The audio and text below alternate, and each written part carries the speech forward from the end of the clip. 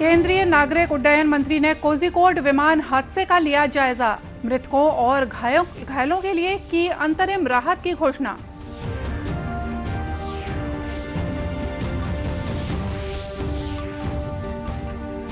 देश में कोविड-19 से स्वस्थ होने की दर 68.32% तक पहुंची।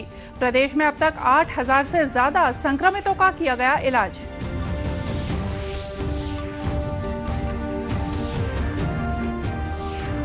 मॉनसून सत्र को लेकर भाजपा विधायक दल की बैठक आयोजित। मुद्दों को लेकर बनाई गई रणनीति।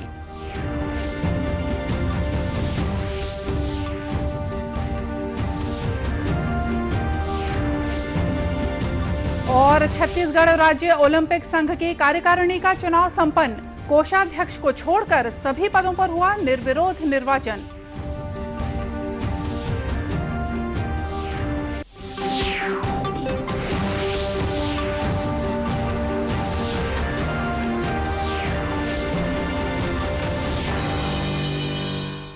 नमस्कार, आप देख रहे हैं दूरदर्शन समाचार। मैं हूं मोनिका शर्मा और आइए अब देखते हैं समाचार विस्तार से।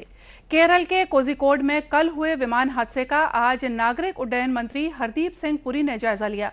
घटनास्थल का मुआयना करने के साथ ही उन्होंने मृतकों के परिजनों को 10-10 लाख रुपए की अंतरिम सहायता देने की घोषणा की। I want to inform you that we will be making an interim relief payment of rupees 10 lakhs for each of the deceased, for rupees 2 lakhs for those who are seriously injured, and 50,000 of those for those who may have suffered minor injuries. This is over and above all the other compensations, etc., which might be forthcoming from different agencies, insurance of the aircraft, etc. गौरतलब है कि कल Dubai से कोझिकोड आ रहे air India express के दुर्घटनाग्रस्त होने से 2 पायलट सहित 18 लोगों की मौत हो गई थी। देश में अब तक 14,27,000 से ज्यादा कोरोना संक्रमित स्वस्थ हो चुके हैं। कोविड-19 से स्वस्थ होने की दर 68.32% हो गई है। प्रदेश में भी अब तक 8,309 मरीज स्वस्थ हो चुके हैं। वहीं कोरोना के 2,935 मामले सक्रिय हैं। बीते 24 घंटों के दौरान राज्य में 298 नए संक्रमितों की पहचान की गई है, जिनमें से रायपुर जिले के ही 118 लोग शामिल हैं। वहीं दुर्ग से 30, बिलासपुर से 28, कांकेर से 26, रायगढ़ से 17, राजनांदगांव से 16, बलौदाबाजार और नारायणपुर से 9, महासमुंद से 6 कोरोना संक्रमितों की पहचान की गई है। कल उपचार के दौरान प्रदेश में 7 लोगों की मौत हो गई। ये सभी कोरोना संक्रमण के साथ ही दूसरी गंभीर बीमारियों से पीड़ित थे। विधानसभा के मॉनसून सत्र को लेकर भाजपा विधायक दल की बैठक हुई। बैठक में विधानसभा में उठाए जाने वाले मुद्दों पर चर्चा की गई। बैठक के बाद पत्रकारों से चर्चा करते हुए पूर्व मंत्री और भाजपा के विधायक बृजमोहन अग्रवाल ने कहा कि मॉनसून सत्र छोटा है और मुद्दे ज्यादा हैं। 4 दिन के मॉनसून सत्र में सभी मुद्दों को उठाने के लिए पर्याप्त समय नहीं रहेगा। सत्र कम से कम 10 दिनों का होना चाहिए। श्री अग्रवाल ने कहा कि कोयला, रेत, शराब और कोविड-19 की अव्यवस्था जैसे अनेक मुद्दे हैं जिन पर जवाब मांगा जाएगा। विधायक दल की बैठक रखी है। वास्तव में तो इतने ज्यादा मुद्दे हैं कि ये सरकार ने पिछले, क्योंकि विधानसभा में जो बजट सत्र था वो भी पूरा नहीं हुआ, इसलिए इस बीच में इतने ज्यादा मुद्दे तैयार हो गए हैं। चाहे वो गौहत्या का मामला हो, चाहे वो गोबर खरीदी का मामला हो, चाहे वो हमारे एक नौजवान बेरोजगार के आत्महत्या करने का मामला हो, चाहे क्वारंटाइन सेंटर में लोगों की आत्महत्या करने के मामले हो। तो इतने ज्यादा मामले हैं कि 3 दिन का सत्र कुछ बहुत काम नहीं हो पाएगा। गौरतलब है कि बैठक में नेता प्रतिपक्ष धर्मलाल कौशिक कोरोना संक्रमित होने के कारण शामिल नहीं हो पाए। मुख्यमंत्री भूपेश बघेल ने वन अधिकार मान्यता पत्रों के वितरण में तेजी लाने के निर्देश दिए हैं। श्री बघेल ने वन अधिकार अधिनियम के क्रियान्वयन की समीक्षा करते हुए ये निर्देश दिए। उन्होंने कहा कि वितरित किए गई जमीन पर समतलीकरण और मेड़ बंधान के काम किए जाएं। साथ ही हितग्राहियों को सिंचाई सुविधा, खाद, बीज और कृषि उपकरण भी उपलब्ध कराए जाएं। मुख्यमंत्री ने मुख्य सचिव को इस कार्य की निगरानी करने के निर्देश दिए। बैठक में अधिकारियों ने बताया कि प्रदेश में अब तक 4,22,000 वन अधिकार मान्यता पत्र बांटे जा चुके हैं। इन सभी हितग्राहियों को जमीनों पर सिंचाई के साथ साथ खेती की अन्य सुविधाएं भी मुहैया कराई जा रही हैं। बैठक में अलग अलग कार्यों के लिए आय व्यय का लेखा जोखा भी पेश किया गया। नई राष्ट्रीय शिक्षा नीति को लेकर देश भर में चर्चा का दौर जारी है, जिसमें हर वर्ग से प्रतिक्रियाएं मिल रही हैं। राजनांदगांव के सांसद संतोष पांडे ने कहा कि नई शिक्षा नीति से भारत विश्व गुरु बनने की राह की ओर अग्रसर होगा। 6वीं कक्षा से ही शिक्षा के साथ साथ कौशल विकास पर जोर देने से हम आत्मनिर्भर भारत की ओर बढ़ेंगे। वर्ष पहले हो जाना चाहिए था और ऐसा कहें कि 35 साल इसमें और देरी की गई। अब विद्या, कला और कौशल्य के साथ और ये कहें कि शिक्षा के साथ साथ उद्यम भी करना, उद्योग की भी चिंता करना और उसको बाल्यकाल से ही सब प्रकार से निपुण होना, ऐसे कुशलता वाले, कौशल्य वाले विद्यार्थियों को उस दिशा में आगे बढ़ाना, निश्चित रूप से इससे ही हम आत्मनिर्भर बनेंगे। अभी तक शिक्षा में भी हम दूसरे के ऊपर निर्भर थे।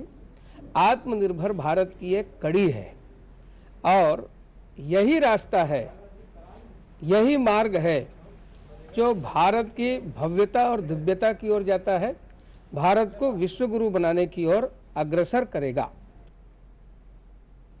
श्री पांडे ने कहा कि नई शिक्षा नीति से न केवल रोजगार की समस्या का समाधान होगा, बल्कि जिम्मेदार नागरिक भी तैयार होंगे। केंद्र सरकार की महत्वाकांक्षी योजना आजीविका मिशन से प्रदेश के ग्रामीण इलाकों में महिलाओं की स्थिति में काफी सुधार आया है। आजीविका मिशन से जुड़कर महिलाएं आर्थिक स्वावलंबन की ओर बढ़ रही हैं। जांजगीर चांपा जिले में भी आजीविका मिशन के तहत बिहान कार्यक्रम चलाया जा रहा है। ये कार्यक्रम भी महिला समूहों के जरिए महिला सशक्तिकरण में मददगार साबित हो रहा है। बिहान योजना का लाभ लेने वाली स्व सहायता समूहों में से एक है।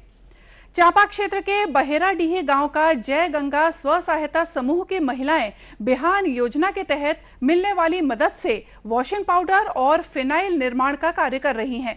इन महिलाओं को कार्यक्रम के तहत प्रशिक्षण भी उपलब्ध कराया जा रहा है। जिला पंचायत जांजगीर के सीईओ तीर्थराज अग्रवाल ने बताया कि मिशन के तहत महिलाओं के आर्थिक सशक्तिकरण का प्रयास किया जा रहा है।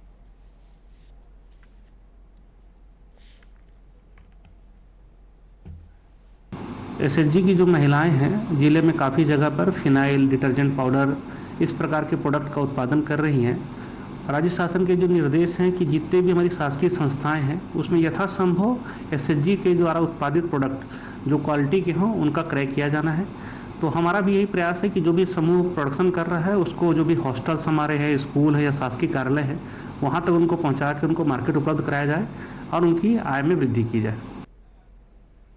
समूह की महिलाओं ने बताया कि उन्हें कच्चा माल उपलब्ध कराने से लेकर उत्पाद बनाने और उसके लिए बाजार उपलब्ध कराने तक में आजीविका मिशन के तहत सहायता मिलती है। महिलाओं का कहना है कि मिशन से जुड़कर उन्हें अपने गांव और घर में ही रोजगार मिल जाता है और वे अच्छा मुनाफा कमा लेती हैं।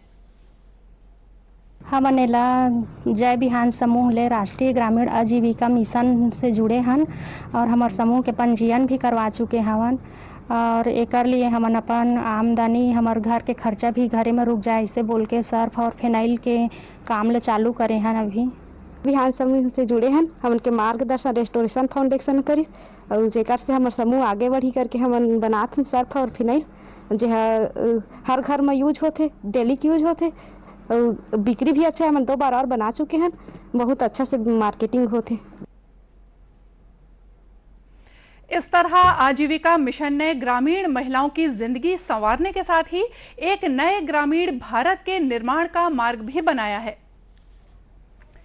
गोधन न्याय योजना के तहत पशुपालकों को भुगतान शुरू हो गया है। कुछ पशुपालकों ने भुगतान के रूप में अच्छी खासी रकम प्राप्त की है, जिससे इस योजना की सफलता का आकलन किया जा सकता है। 20 जुलाई से 31 जुलाई तक गोबर बेचने वाले पशुपालकों को शासन द्वारा भुगतान किया गया। दुर्ग जिले के चंदखुरी गांव की द्रौपदी ने 10 दिन में गोबर बेचकर 31,000 रुपए कमाए। द्रौपदी का कहना है कि उसके पास 70 गाय हैं। गोधन न्याय योजना से पहले गोबर बर्बाद हो जाता था, अब ये कमाई का एक बड़ा जरिया बन रहा है। ऐसा ही मानना है चंदखुरी की ही सावित्री का। 65 गायों की पशुपालक सावित्री ने 10 दिनों में गोबर बेचकर 25,000 रुपए कमाए हैं। इन महिलाओं का कहना है कि दूध के व्यवसाय से पशुओं के चारे का खर्च ही मुश्किल से निकलता था, अब गोबर बेचने से आमदनी का स्रोत बना है। अब बदलाव वही से अब ओकरे में भैंस गाय कर्जा भी छूटा जाही, हमरो मन के पेट चल जाही। खाता में पैसा आ गए तो 1 साल के बाद बहुत ज्यादा बदलाव आई। अभी कहाँ 15 दिन में थोड़े बदलाव आ जाए। अभी इस योजना से क्या फायदा दिख रहा है आपको? एकर से दाना भूसा खवात रहें 40 रुपये किलो में 1.5 लाख के भैंस लेते रहें तो कोई फायदा नहीं होत रही। 2-3 साल में कर्जा छूटत रहें। अब कुछ बदलाव आई, सरकार हमन ला बदलाव करत है तो हम मन बदलाव होबो। जिला पंचायत दुर्ग के सीईओ एस आलोक ने बताया कि काफी कम समय में पशुपालक योजना से जुड़ने के लिए जिस तरह से उत्साह दिखा रहे हैं, उससे अच्छे संकेत मिल रहे हैं। योजना के जरिए जैविक खाद बनाने के लिए बड़े पैमाने पर गोबर मिल सकेगा। इससे जैविक खेती की दिशा में बढ़ने के लिए काफी मदद मिलेगी। उन्होंने बताया कि करीब 2400 हितग्राहियों को भुगतान किया जा चुका है। इसमें निर्देश है कि गोबर विक्रय के 15 दिन के अंदर इसका भुगतान हो जाना चाहिए। तो जो प्रथम 2 सप्ताह के जो 20 तारीख से 20 जुलाई से लेकर के 1 अगस्त तक इस जिले में 2499 व्यक्तियों के द्वारा 11,98,000 किलो गोबर का विक्रय किया गया था। और उनके इसमें जब उनका जो PFMS सबका अकाउंट वेरिफिकेशन के बाद में हमारे करीब 2426 लोगों को जो उसके लिए जिनका सब तरह का फॉर्मेलिटीज़ पूरी हो गई थी, उनके लिए 23,59,000 रुपये की राशि हुई थी, जिसका कल भुगतान कर दिया गया है। श्री आलोक ने बताया कि इस योजना से पशुपालकों को जोड़ने के लिए गांव में व्यापक प्रचार प्रसार किया जा रहा है। छत्तीसगढ़ राज्य ओलंपिक संघ के पदाधिकारियों का चुनाव आज रायपुर में हुआ। कोषाध्यक्ष के अतिरिक्त अन्य सभी पदाधिकारी निर्विरोध निर्वाचित हुए। महासचिव के पद पर गुरचरण सिंह होरा निर्वाचित हुए। प्रदेश टेनिस संघ के सचिव रहते हुए श्री होरा ने उल्लेखनीय कार्य किए हैं। आज निर्वाचन के बाद पत्रकारों से बातचीत करते हुए उन्होंने निर्वाचित सदस्यों के नामों की घोषणा की। उन्होंने बताया कि संघ के अध्यक्ष के रूप में मुख्यमंत्री भूपेश बघेल चुने गए हैं। इनके अलावा उपाध्यक्षों, महासचिव और सह सचिवों का भी निर्विरोध निर्वाचन हुआ। ओलंपिक संघ का चुनाव जो है आज गणपत राव जी जो डिस्ट्रिक्ट जज है रिटायर पी रमेश जी और उनकी पूरी टीम के द्वारा विधिवत रूप से संपन्न हुआ। कोषाध्यक्ष के लिए बाकायदा बैलेट पेपर से निर्वाचन हुआ और साईराम जाखड़ जी उसमें निर्वाचित हुए। और सर्वप्रथम इस छत्तीसगढ़ राज्य ओलंपिक संघ में अध्यक्ष पद के लिए माननीय मुख्यमंत्री जी का एक सिंगल नाम आने के कारण उनको अध्यक्ष निर्वाचित घोषित किया। पूरे सदन ने ध्वनि मत से उनके नाम प्रस्ताव को स्वीकृति दी और वो निर्वाचित घोषित किए गए। महासचिव के लिए मैं स्वयं निर्वाचित हुआ और 10 उपाध्यक्ष, 6 जॉइंट सेक्रेटरी और 12 कार्यकारिणी के सदस्य घोषित हुए। इसी तरह 4 associate vice president, associate joint secretary, कार्यकारिणी के सदस्य घोषित हुए। श्री होरा ने कहा कि मुख्यमंत्री की अगुवाई में ओलंपिक संघ प्रदेश में राष्ट्रीय खेलों के आयोजन को बढ़ावा देगा, साथ ही राष्ट्रीय और अंतर्राष्ट्रीय स्तर के खिलाड़ी भी तैयार करेगा। उनके मार्गदर्शन में ओलंपिक संघ, सारे खेल संघ मिलके हम नेशनल गेम भी आयोजित करेंगे और खेलों को इस राज्य में बहुत ऊंचाइयों पे ले जाएंगे। राष्ट्रीय और अंतर्राष्ट्रीय के खिलाड़ी यहाँ से निकले और छत्तीसगढ़ का नाम दुनिया में सबसे ऊपर हो, ऐसा हम प्रयास करेंगे। कोषाध्यक्ष के रूप में साईराम जाखड़ का निर्वाचन हुआ। और आइए देखते हैं अंत में मुख्य समाचार एक बार फिर से। केंद्रीय नागरिक उड्डयन मंत्री ने कोझिकोड विमान हादसे का लिया जायजा। मृतकों और घायलों के लिए की अंतरिम राहत की घोषणा।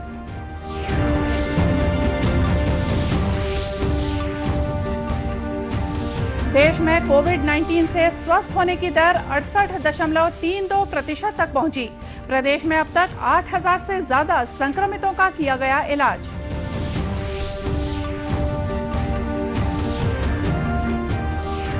मॉनसून सत्र को लेकर भाजपा विधायक दल की बैठक आयोजित, मुद्दों को लेकर बनाई गई रणनीति।